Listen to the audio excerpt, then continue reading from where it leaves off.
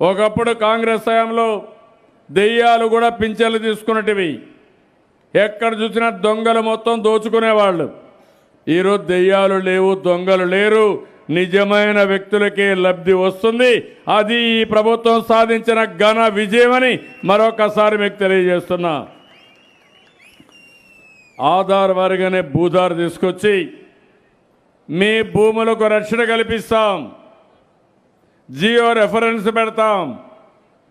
ఇంకో పక్క మీరు కూడా వేలి ముద్ర పెడితే తప్ప మీ భూమి ఇంకొకరి ట్రాన్స్ఫర్ కాకుండా పగడ్బందీ వ్యవస్థకు శ్రీకారం చుట్టాం.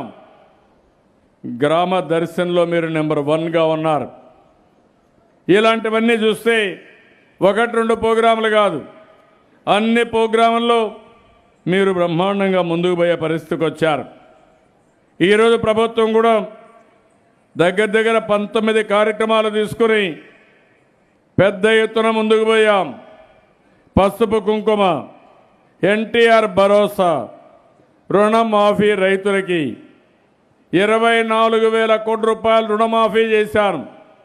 వాళ్ళకు కూడా డబ్బులు ఇవ్వాలి, అది కూడా తొందరలో ఇవ్వడానికి శ్రీకారం చుడుతున్నాను.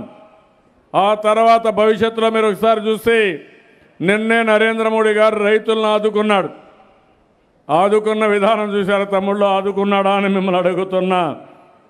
ఆయన ఇచ్చింది 5 ఎకరాలకి ముష్టి నెలకు 500 రూపాయలు ఒక్కొక్కరికి. 5 ఎకరాల పైన అయితే ఎవ్వడికి రాదు. ఇది పెట్టుబడి కింద ఇస్తానని చెప్పి 5 ఎకరాలకు 6,000 రూపాయలు సంవత్సరానికి ఇస్తారు.